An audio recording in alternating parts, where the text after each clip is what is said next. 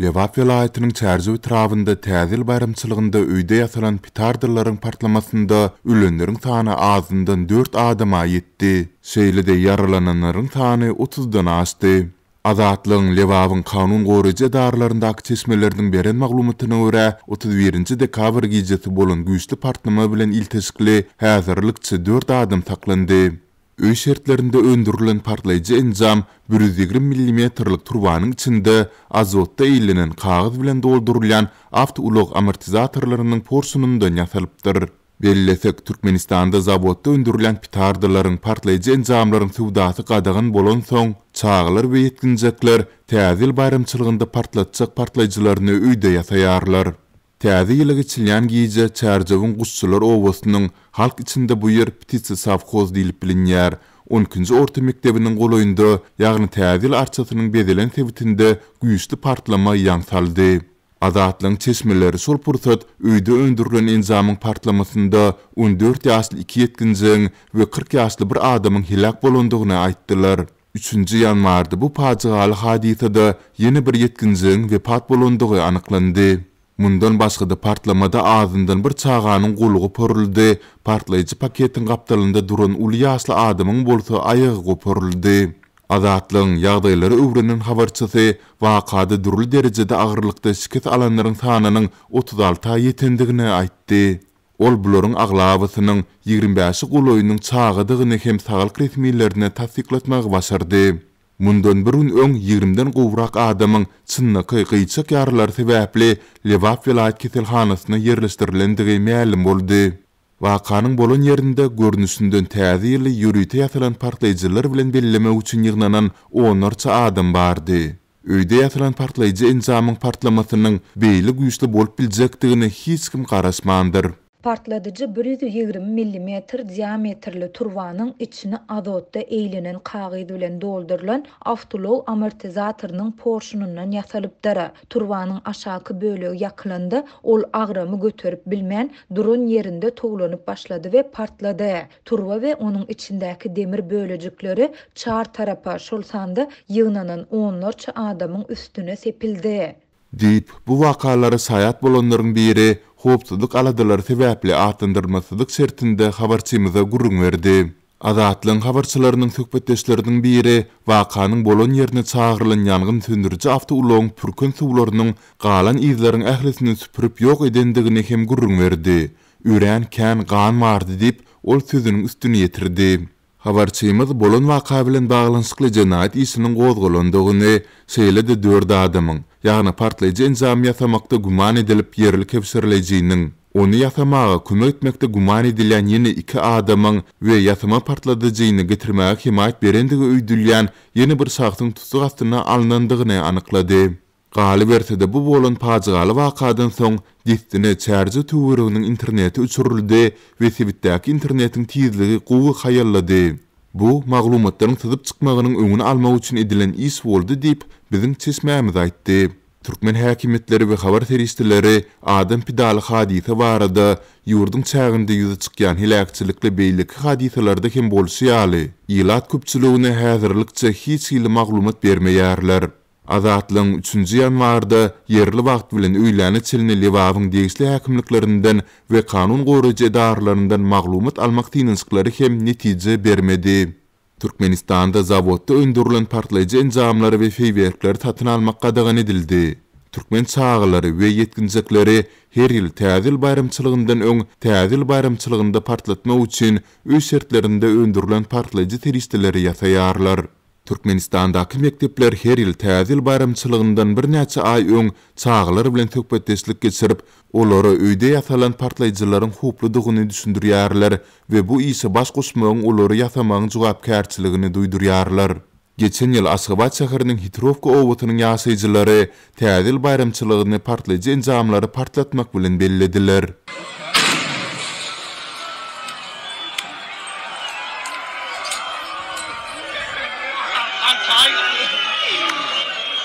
Şeýle-de 2021-nji ýylyň iýulynda Türkmenabat şäherindäki ýaşaýyş saýynda gasyzmagy netijesinde bolan partlamada bir çağa öldü we 11 ýaşaýjy keselhana ýerleşdirildi.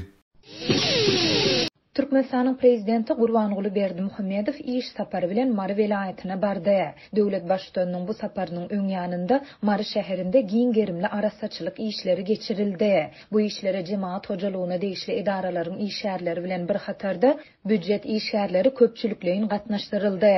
Prezidentiň bu sapary we oňa görülen taýýarlyklar barada Azatlyk radiosynyň habarçylary Sewitden habar berdiler. 3 ýanwarda Berdimuhammedow ýol ötün etrafynda täze zawodyň açılış dawarasına gatnaşdy.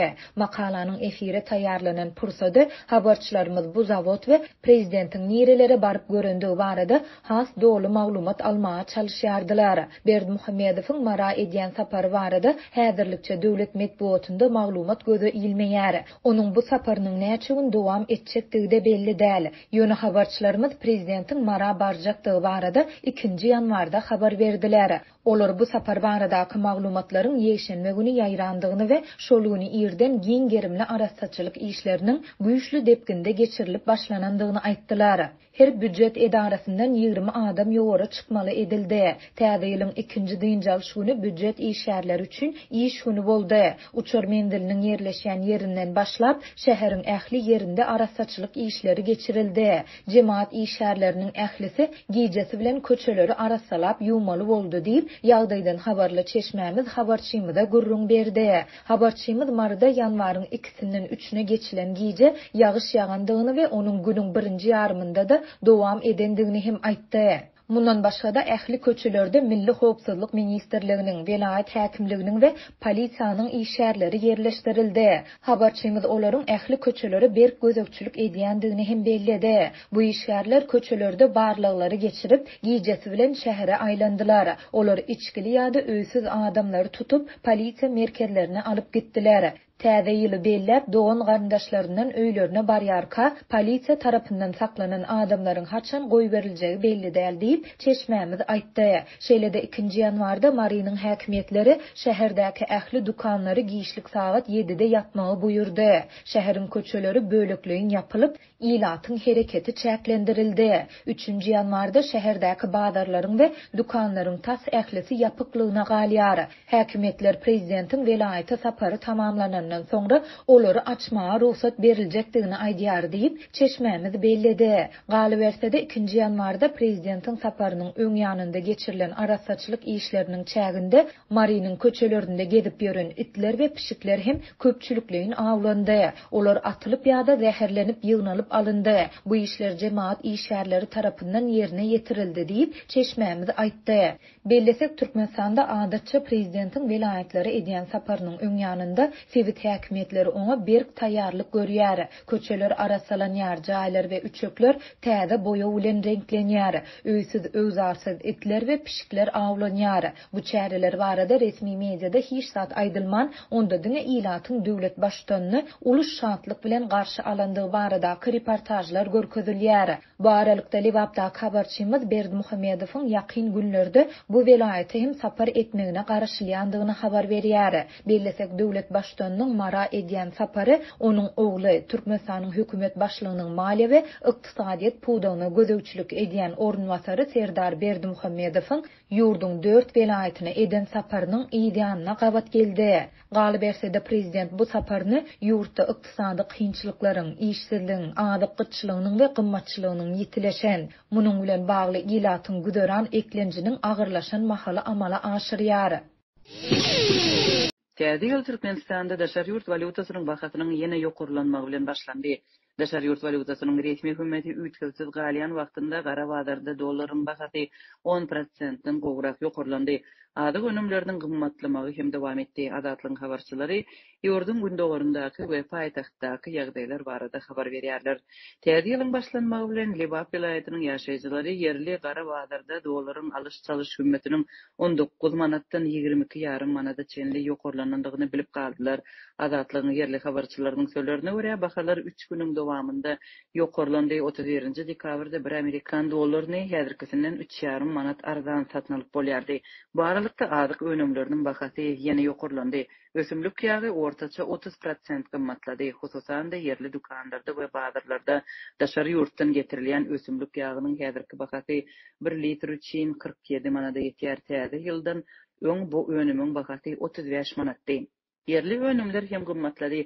Onun çöreğinin paxta yağının we yumurtkanyň bahalary ortaça 30%-dan 50% çenli galdy. Yerli bazarlarda bir towuk yumurtkasynyň bahasy 3 manatdan 4,5 manata çenli ýetdi. Guruluşyk materiallarynyň hem durmuş haritleriniň bahasy hem ötgedi.